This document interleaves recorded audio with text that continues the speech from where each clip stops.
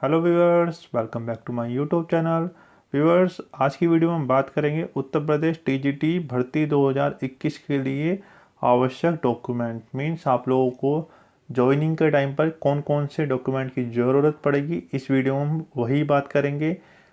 बहुत interesting video होने वाला, बहुत इन्फॉर्मेटिव वीडियो होने वाला आप लोगों के लिए। अगर आपको वीडियो पसंद आए तो वीडियो को लाइक शेयर जरूर कर देना, और ऐसी और वीडियो देखने के लिए हमारे चैनल को सब्सक्राइब जरूर कर देना। सब्सक्राइब करने का कोई पैसा नहीं लगता, नीचे एक रेड कलर का बटन है, वहाँ पर क्लिक करके आप चैनल को सब्सक्राइब कर सकते हैं। तो स्टार्ट करते हैं वीडियो को। तो जैसा कि आप सभी को पता है कि उत्तर प्रदेश टीजीटी भर्ती 2021 का पेपर अगस्त में हो चुका है। अब उनकी जो आंसर की है, रिवाइज आंसर की, और आप लोगों का जो रिजल्ट है वो आना है। उसके बाद आगे की प्रक्रिया आप लोगों की शुरू होगी। ठीक है, अगर आप लोगों को पता नहीं कि पूरी प्रक्रिया कैसे होती है उत्तर प्रदेश टीजीटी की, तो उस पर मैंने एक सेपरेट वीडियो बनाया अपने इसी चैनल पर, तो आप उस वीडियो को जाकर देख सकते हैं, काफ़ी हेल्पफुल होने वाला है। तो हम सीक्वेंस से बात करेंगे और काफ़ी इम्पोर्टेंट टॉपिक है, वीडियो को पूरा देखना। ठीक है, तो स्टार्ट करते हैं। तो फर्स्ट डॉक्यूमेंट है आपका यहाँ पर हाई स्कूल, या आप उसको 10th कहते हैं। ठीक है, उसकी आपकी मार्कशीट चाहिए होगी, और उसका आप लोगों को सर्टिफिकेट भी चाहिए होगा। ठीक है, मार्कशीट और सर्टिफिकेट में क्या डिफरेंस होता है मैं आपको बता देता हूँ। देखो, मार्कशीट क्या होती है, आप लोगों की जो मार्कशीट होती है जिसमें नंबर लिखे होते हैं उसको हम मार्कशीट कहते हैं। और जो सर्टिफिकेट होता है, सर्टिफिकेट को हिंदी में अगर हम कहें तो सनद कहते हैं। ठीक है, कभी कभी ऐसा होता है कि बोर्ड से आप लोगों को मार्कशीट और सनद कंबाइंड मिलती है। ठीक है, उसमें क्या होता है, मार्कशीट भी एक ही उसमें रहती है और सनद भी एक ही उसमें रहती है। ठीक है, और कभी कभी ऐसा होता है कि मार्कशीट आपको अलग मिलती है और सनद आपको अलग मिल सकती है। तो ये डिफरेंट केस है, आपको कंबाइंड भी होगी कुछ बच्चों के पास, और कुछ बच्चों के पास डिफरेंट डिफरेंट भी होगी। आप लोगों को पता होगा इस चीज़ का, आप लोग समझ गए होंगे मैं क्या कहना चाह रहा हूँ। ठीक है, नेक्स्ट है यहाँ पर आपका इंटरमीडिएट का, आप लोगों के पास जिसको हम 12th कहते हैं, उसकी आप लोगों के पास मार्कशीट होनी चाहिए, उसका सर्टिफिकेट होना चाहिए। ठीक है, सर्टिफिकेट वही सनद। ठीक है, दोनों चीज़ आप लोगों के पास होनी चाहिए। इतना क्लियर हो गया। अब बढ़ेंगे नेक्स्ट टॉपिक की तरफ। नेक्स्ट है आपका यहाँ पर ग्रेजुएशन ऑल ईयर्स या सेमेस्टर जो मार्कशीट होती है वो चाहिए होंगी आप लोगों को। देखो, कुछ बच्चे जो नॉर्मली होता है बीएससी, और आप लोगों का बीकॉम, और आप लोगों का बीए। ठीक है, ये होता है, लेकिन कुछ स्पेसिफिक वैकेंसीज के लिए वहाँ पर स्पेसिफिक क्वालिफिकेशन चलती हैं जो सेमेस्टर वाइज हो सकती हैं। ठीक है, तो सेमेस्टर वाइज हो सकती है, तो वहाँ पर उनको जितनी भी सेमेस्टर हैं उनके सबकी सेमेस्टर की मार्कशीट चाहिए होगी। और जो आपके ईयरली एग्जामिनेशन होते हैं, जैसे कि आपका बीएससी, बीकॉम और बीए, ठीक है, वहाँ पर आप लोगों का ईयरली जो मार्कशीट होती है 3 साल की होती है। बीएससी भी 3 साल की होती है, बीकॉम भी, और आप लोगों का बीए भी। ठीक है, तो वहाँ पर आपको तीनों साल की मार्कशीट चाहिए होगी। ठीक है, ऐसा नहीं है कि आप फाइनल ईयर की लगा दो तो उससे काम चल जाएगा। ठीक है, तो आपको तीनों साल की वहाँ पर मार्कशीट चाहिए होगी, और साथ में चाहिए होगी आप लोगों को यहाँ पर डिग्री। ठीक है, डिग्री है, मैं आप लोगों को बता देता हूँ, जो आप डिग्री कंप्लीट करते हो उसके कुछ टाइम बाद आप लोगों को उस कॉलेज से या फिर आपको उस यूनिवर्सिटी से मिल सकती है। वो डिपेंड करता है आप पर कि आप कहाँ से उसको लेना चाहते हैं। बाय कॉलेज वहाँ से मंगवाना चाह सकते हैं, या सेल्फ जाकर यूनिवर्सिटी से उसको निकलवा सकते हैं। ठीक है, तो आप डिपेंड करता है आपके ऊपर, आप किस तरीके से प्रेफर करते हो उसको लेना। ठीक है, आप लोगों के पास जो आपकी मार्कशीट होनी चाहिए सभी सेमेस्टर या सभी ईयर की, और आप लोगों के पास डिग्री भी होनी चाहिए। नेक्स्ट है यहाँ पर आपका बीएड और बीपीएड और अदर मार्कशीट। ठीक है, यहाँ पर मैं बीएड और बीपीएड और अदर की बात क्यों कर रहा हूँ समझ लीजिए कि बीएड, देखो, मोस्ट ऑफ द जो वैकेंसी है, मोस्ट ऑफ द सब्जेक्ट जो हैं उनमें बीएड चाहिए होता है। और जो कुछ स्पेसिफिक जो पोस्ट होती हैं, जैसे कि आप लोगों के जो पीटीआई होते हैं, स्पोर्ट टीचर होते हैं, जो फिजिकल एजुकेशन के टीचर होते हैं, उनके लिए बीपीएड एक डिग्री होती है, उनकी मार्कशीट चाहिए होगी। और जैसे कि कुछ जैसे कि आर्ट वाले में कुछ आईजीडी बॉम्बे करके कोई डिप्लोमा होता है, तो उसकी मार्कशीट चाहिए होगी। ठीक है, तो डिफरेंट डिफरेंट यहाँ पर आप लोगों की जो मार्कशीट होती है, जो डिग्री होती है, स्पेसिफिक क्वालिफिकेशन होती है उसकी आप लोगों की मार्कशीट चाहिए होगी, ठीक है, मार्कशीट चाहिए होगी, और साथ में उसकी भी डिग्री चाहिए होगी। जैसे आप लोगों की ग्रेजुएशन की डिग्री होती है, सेम ऐसे ही आप लोगों की बीएड, बीपीएड और आप लोगों के अदर डिप्लोमा की उसकी भी डिग्री होती है, ठीक है। और में भी किसी डिप्लोमा की डिग्री ना हो, उनका सर्टिफिकेट होता हो, जैसे हाई स्कूल और इंटर का मिलता है, ठीक है। वो वेरी करता है डिफरेंट सब्जेक्ट पे या डिफरेंट आपके कोर्स पे, ठीक है। तो आई होप ये पॉइंट आपका क्लियर हो गया होगा। अब बढ़ते हैं नेक्स्ट पॉइंट की तरफ।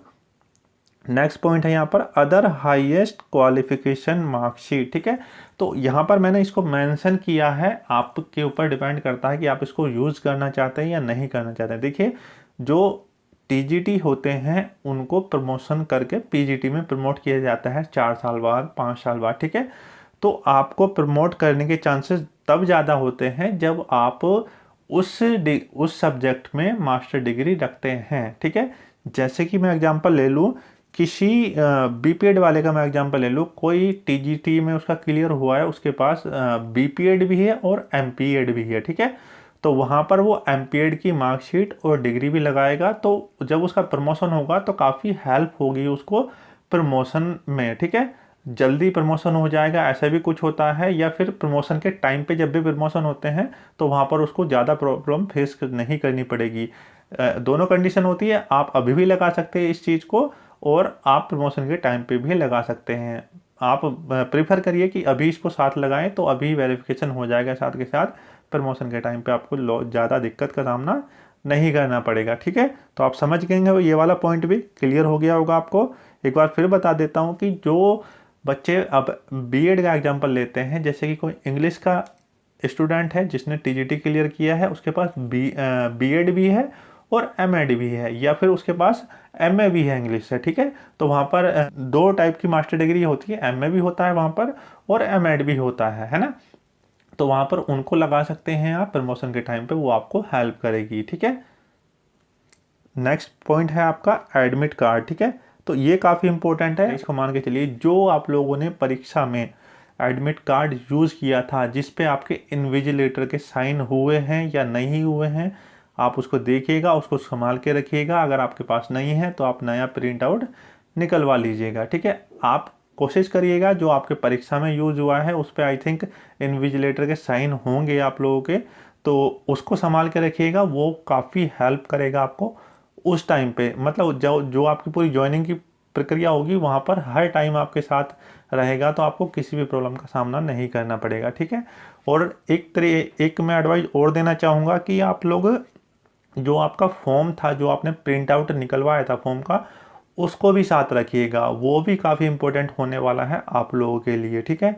जो आपने फॉर्म भरते समय प्रिंट आउट निकलवाया था फॉर्म का, वो भी काफ़ी इंपॉर्टेंट होने वाला है, उसको भी संभाल के रखिएगा, ठीक है। उसको भी मेंशन करिएगा इन सभी डॉक्यूमेंट में, क्योंकि अगर आप कोई डॉक्यूमेंट छोड़ते हैं या कम रहता है आपके पास तो आप फिर परेशान होते हैं, बार बार जाने के लिए सारी चीज़ें आपको वहाँ पर सडनली मैनेज करनी पड़ती है। तो इससे अच्छा है कि आप सारे डॉक्यूमेंट एक साथ ही बनवा के रखें, ठीक है। तो आप एडमिट कार्ड के साथ उसको भी प्रेफर करेंगे कि आप जो आपका प्रिंट आउट था फॉर्म का, ठीक है, कभी कभी वो भी आपके काम आ जाता है, ठीक है। तो उसको भी आप निकलवा के इसमें मेंशन करेंगे, ठीक है। बढ़ेंगे नेक्स्ट पॉइंट की तरफ।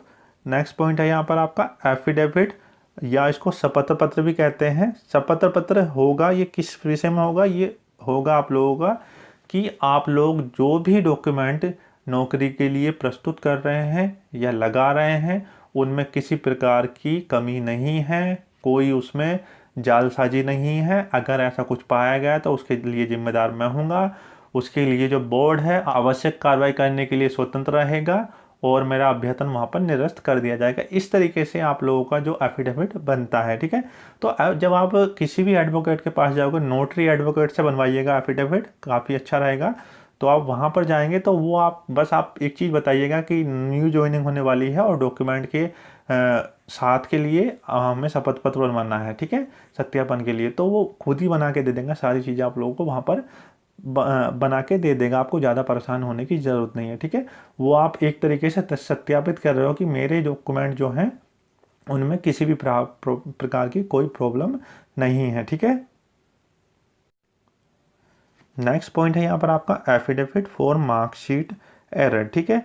तो आपका जो शपथ पत्र होता है ये आप रिसेंटली बनवाइएगा, ठीक है। जब आपका रिजल्ट आ जाए, आप लोगों की कट ऑफ आ जाए, तो आप इसको तब प्रिपेयर करवाइएगा। अब है यहाँ पर एफिडेविट फॉर मार्कशीट एरर, ठीक है। तो बहुत बच्चों के जो मार्कशीट होती है उनमें कोई एरर होता है, या तो नाम में कुछ गड़बड़ होती है, या डेट ऑफ बर्थ में गड़बड़ होती है, या मम्मी के नाम में या पापा के नाम में वहाँ पर गड़बड़ होती है। देखो ये कॉमन चीज़ है, किसी ना किसी के में होती है, और जो बच्चे होते हैं काफ़ी बच्चों के साथ ये प्रॉब्लम फेस करनी होती है। जो भी मैं वीडियोस बनाता हूँ उसमें कमेंट भी आते हैं कि सर ये चीज़ मेरे उसमें हो गई है, अब मैं क्या करूँ, ठीक है। तो आप इसमें क्या करेंगे, अभी आपके पास टाइम है, क्योंकि रिजल्ट आने में भी टाइम है, हफ्ता लग सकता है, 10 दिन भी लग सकते हैं। तो आप ये सारी चीज़ें तैयार करा लीजिएगा, उसमें करेक्शन करा लीजिएगा। अगर आप करेक्शन कराने में सक्षम नहीं हैं अभी, तो आप क्या करिएगा, एफिडेविट बनवाइएगा उसके रिगार्डिंग कि मेरी सही नाम ये है और उस मार्कशीट में ये त्रुटिवश हो गया था। इस तरीके से एक शपथ पत्र बनेगा आप लोगों का, उसको भी आप नोटरी वकील से बनवाइएगा, ठीक है। ये भी आपका रिसेंटली होना चाहिए, रिसेंटली मेड होना चाहिए, ठीक है। अब है यहाँ पर आपका रिजर्वेशन सर्टिफिकेट, ठीक है। तो रिजर्वेशन सर्टिफिकेट आप बेसिकली क्या समझते हैं, जो आप लोगों का कास्ट सर्टिफिकेट होता है उसको हम रिजर्वेशन सर्टिफिकेट कहते हैं। लेकिन यहाँ पर कुछ चीज़ें और मैं मेंशन करना चाहूँगा, जैसे कि पहले बात कर लेते हैं कास्ट सर्टिफिकेट की। जैसे आपका EWS वाले स्टूडेंट हैं उनको चाहिए होगा, OBC वाले जो स्टूडेंट हैं उनको चाहिए होगा, SC वाले और ST वाले जो स्टूडेंट हैं उनको भी चाहिए होगा, ठीक है।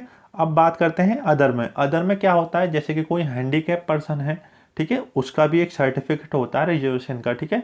तो उसमें क्या होता है, उनका जो हैंडीकैप सर्टिफिकेट होता है, जो दिव्यांग सर्टिफिकेट होता है, वो उनका होना चाहिए।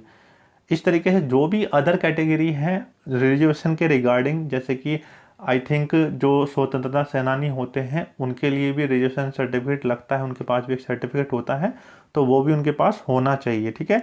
तो ये जो सर्टिफिकेट हैं आप लोगों का जो है, आप ऑनलाइन अवेलेबल होना चाहिए इंटरनेट पर। एक आपके पास हार्ड कॉपी होती है, एक आप लोगों के पास नेट पर चढ़ा हुआ होता है, ठीक है। तो वो दोनों कंडीशन में सेम होना चाहिए और नेट पर अवेलेबल होना चाहिए। अगर अवेलेबल नहीं है तो आप उसको न्यू बनवाइएगा, रिसेंटली बनवाइएगा, वो आपका नेट पे चढ़ा हुआ आप लोगों को मिलेगा, ठीक है। अब है यहाँ पर आप लोगों के पास एक ID प्रूफ होना चाहिए जिसमें आप लोगों का एड्रेस भी हो, ठीक है। एड्रेस हो तो ज़्यादा अच्छा है। यहाँ पर मैं आप लोगों को आधार कार्ड प्रेफर करूँगा, आधार कार्ड आप लोगों का होना चाहिए। आधार कार्ड में कोई करेक्शन वरेक्शन है तो आप उसको करा लीजिएगा।